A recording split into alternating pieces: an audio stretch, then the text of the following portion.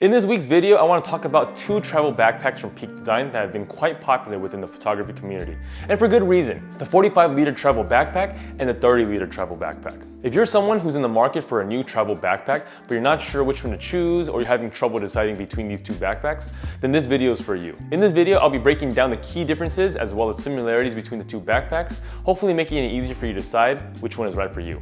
Then I'll give you my opinion on which one I like more from my own experience. Starting off, let's chat about the 45-liter travel backpack.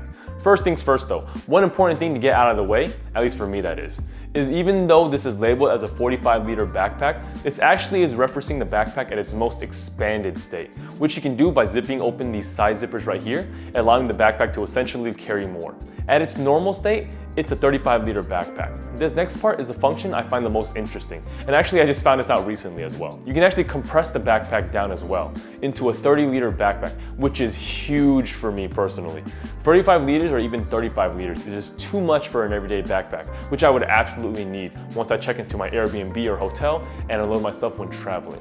Going to the actual contents of the backpack, this backpack is a beast. Like literally. It's designed to hold all your travel essentials, including your clothes, toiletries, camera gear, and even a laptop. With multiple pockets in the front, you can carry a lot of items you might need quick access to, or separate items easily that you might not want in the main pocket.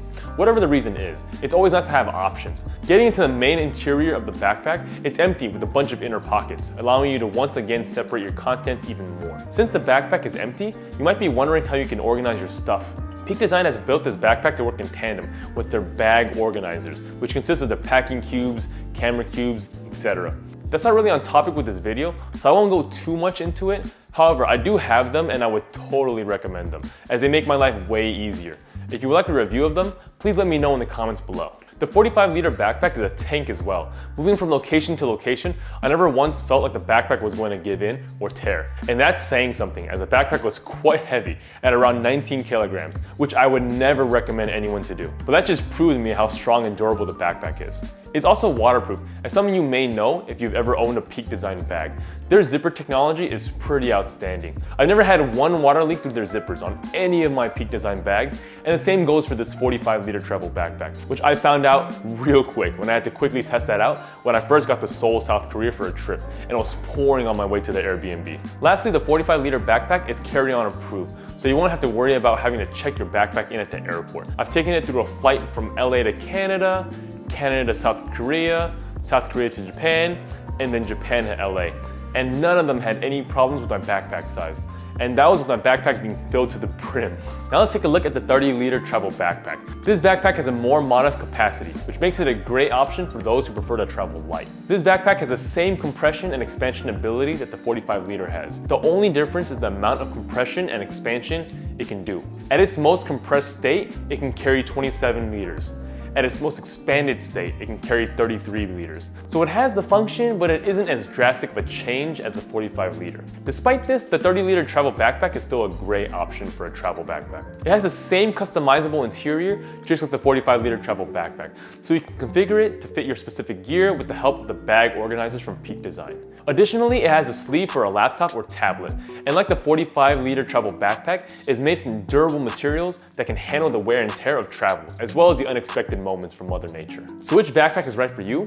Well, it ultimately depends on your specific travel needs. If you're someone who likes to bring a lot of gear on your trips and you would need a backpack that can handle all that, then the 45-liter travel backpack is the way to go. On the other hand, if you're someone who prefers to travel light and only bring the essentials, then the 30-liter travel backpack is a great option. It's smaller and lighter, making it easier to carry around, and it still has all the features you need for a successful trip. That's essentially the main difference. There are a couple of functional differences, such as the 45-liter having the big outer pocket, while the 30-liter does not. Also, the 45-liter has a bigger side pocket to fit your tripod, gimbal, or big water bottle. 30-liter can also fit tripods and such, but because the pockets are smaller, certain ones probably won't fit, like mine. Another deal breaker one might find is the missing of the hip belt on the 30-liter. Definitely go with the 45-liter if having a hip belt on your backpack is important. To give you a better idea of the differences between these two backpacks, I'm going to show you what each one looks like when packed with the way I pack. So right here is a 45-liter backpack, and this is what I had packed when I went on my travels to Korea and Japan. So in this pocket right here, I had my external charger. I don't have it in there right now, unfortunately, as I don't know where I put it. But it's pretty deep enough of a pocket where you can put your external charger or your wallet or your phone, basically anything you need kind of quick access to right here. And in my big pocket right here, I have a bunch of stuff, but these are kind of the things that I like to put basically my camera gear that I can't fit inside, and I'll show you inside in a second. But I have, you know, my air blower right here, my charger, my filter, some swabs right here, and you know, just some like random, you know, lens cleaners, things that I didn't want, or actually I couldn't even fit inside of my bag. And then in the main compartment right here, so this is where you have the internal contents of that main compartment right here. And I have my, you know, my camera cube right here that, again, is one of those bag organizers that I talked about earlier in the video, but it has all my camera gear and stuff. I won't really go into it. You can kind of check my nomadic video. I have updated my gear, and I'll make a video about that later when it gets closer to my nomadic travels, but that is that. And then on top, this is actually my everyday carry bag. This is my 6-liter sling, which I'll be making a video about that soon. This is my everyday carry, and you know, this is what I take when I go on photo walks, basically. And this actually fits on the top compartment of this 45-liter backpack. I have my camera cube on the bottom, and then I have my 6-liter bag right here. So this 45-liter bag, I just used it for my camera gear stuff, and yeah, that's basically what I use it for. On the other hand, you have the 30-liter backpack right here, and as you can see, it doesn't have as many pockets as I mentioned earlier as well. So you really only have the main compartment on the back and this little pocket right here. And this little pocket, I actually like to hold my wash pouch. It just has all my toothbrush, you know, my basically my bathroom utensils right here that I need. So everything goes inside here, and it all fits in this little pocket, so it's pretty convenient. And also it's pretty safe too. And you'll know that they won't be crushed by basically whatever in the main compartment. And in the main compartment right here, this is where I put basically my clothes. So this is the packing cubes I was talking about earlier as well, one of the bag organizers. And this is the small packing cube right here, basically carrying all my, you know, underwear and such like that, or socks, and basically anything I can fit inside here. And this main big one right here, the medium packing cube, this is where I put, you know, my jeans, basically my shirts, anything else that I would need besides, you know, the underwear and the socks and such. But yeah, that's basically it. They fit pretty easily like this. So it's pretty easy to organize your things, and it's really that simple. You just pack your packing cubes and you put them inside, and you know, if they fit, they fit. As you can see, the 45-liter travel backpack can hold a lot more gear than the 30-liter travel backpack. However, remember that it's also a lot bulkier and heavier, which can make it harder to carry around for extended periods of time. The 30-liter travel backpack, on the other hand, is much more compact and lightweight, making it a great option for quick and easy travel. The limited space also forces you to really think about the gear you actually would need to bring instead of overpacking, which I know for me is a big problem sometimes. Finally, let's take a look at what each backpack looks like when worn. As you can see, the 45-liter travel backpack is longer than the 30-liter, which is to be expected because the 45-liter is bigger. So if this is a big issue, then I definitely would recommend going with the 30-liter travel backpack, as that's a pretty normal size and normal length backpack.